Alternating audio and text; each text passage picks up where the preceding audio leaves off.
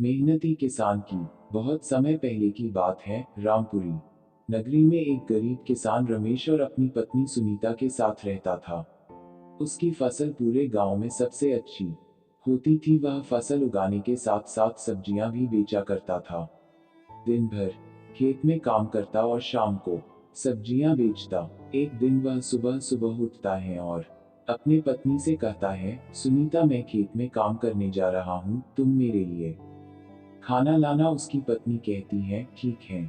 वह अपने खेत में काम करने के लिए चला जाता है। खेत में काम कर ही रहा था, तभी उसे दो आदमी अपनी मेट पर आते हुए दिखाई देते हैं।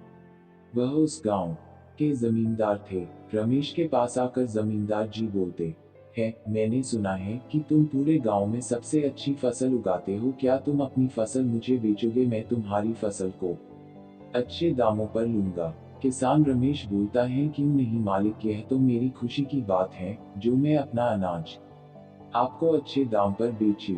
जमींदार जी बोलते हैं, ठीक है, फसल पक जाने पर हमारे कुछ आदमी आकर तुम्हारे फसल को काटकर तुम्हारे घर पहुंचा देंगे। रमेश कहता है, ठीक है मालिक। कुछ देर बीते ही थे कि उसकी पत्नी रमेश के पास खाना लेकर आती है। रमेश खुशी से बोलता है, अभी थोड़ी देर पहले जमींदार साहब आए थे, उनको हमारी फसल चाहिए, वह हमें अपनी फसल की अच्छी कीमत देंगे। यह सुनकर सुनीता बहुत खुश होती हैं।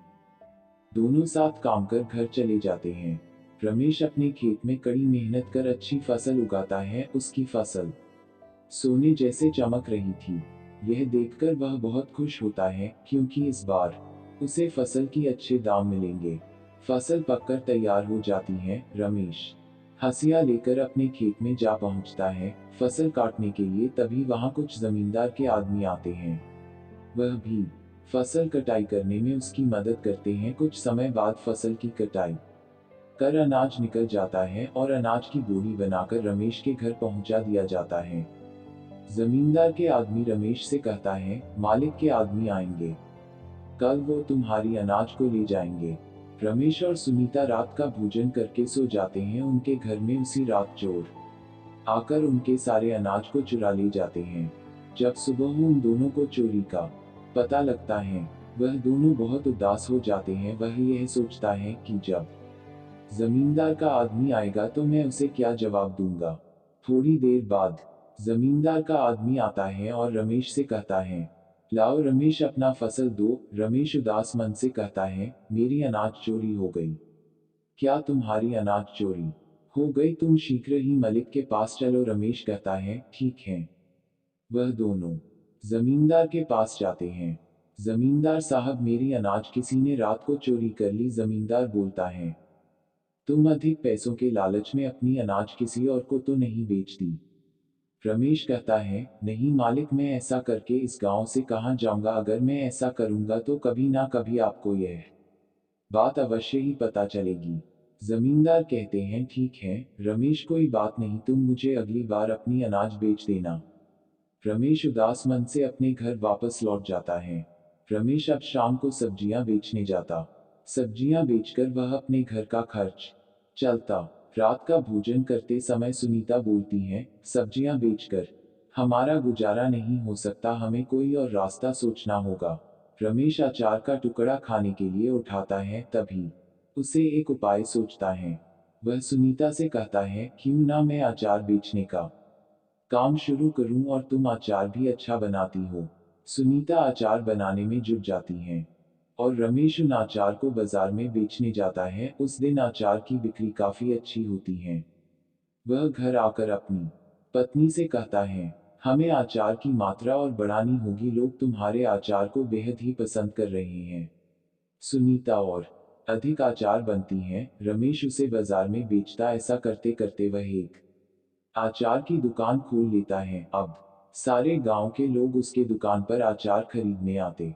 एक दिन जमींदार उसकी दुकान से गुजर रहे होते हैं। वह रमेश की दुकान पर जाते हैं और कहते हैं, क्यों रमेश, तुमने यह धंधा कब से शुरू किया? रमेश बोलता है, बस कुछ दिनों से ही मालिक।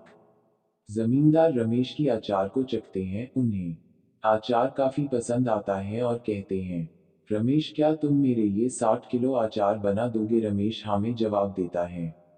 यह बात रमेश अपनी पत्नी को बताता है और उसकी पत्नी खुश होकर अचार को बनाने बैठ जाती है।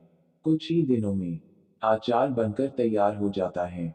रमेश की पत्नी बोलती है कि कहीं फिर से हमारे घर में चोरी ना हो जाए, हमें कुछ सोचना चाहिए। रमेश कुछ देर सोचता है और कहता है, तुम चिंता ना करो, इसके लिए मेरे पास एक उपाय है।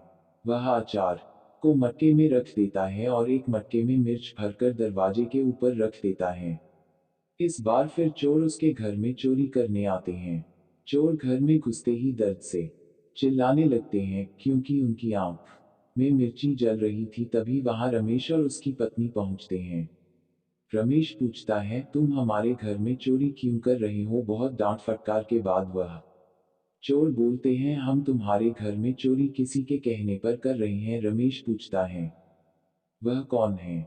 चोर दर्द के कारण रमेश से कहते हैं, वह आदमी जमींदार का आदमी है, उसी ने तुम्हारे घर में चोरी करने के लिए कहा। अगली सुबह रमेश जमींदार के घर पहुंच जाता है। वह सारी बात जमींदार को बताता है। जमींदार अपने आदमी को बुलाते हैं। आदमी अपनी गलती की माफी मांगने लगता है। जमींदार कहते हैं, माफी हमसे नहीं, रमेश से मांगो। रमेश कहता है, मैं माफ नहीं करूंगा, तुम जैसे आदमी तो पुलिस के हवाले कर देना चाहिए। और वह ऐसा ही करता है। कुछ देर बाद अचार का सारा डिब्बा जमींदार के घर पहुंचा दिया जाता है। जमींदार बहुत खुश होते हैं रमेश की ईमानदारी पर। वह रमेश को अचार के बदले काफी अच्छे पैसे देते हैं। रमेश उनको धन्यवाद करता है और वह अपने घर चला जाता है। अब रमेश को अपनी फसल के अच्छे दाम मिल रहे थे और उसके पास अब अच्छा कारोबार भी था। अब वह अपने जीवन को खुशी खुशी जी रहा था।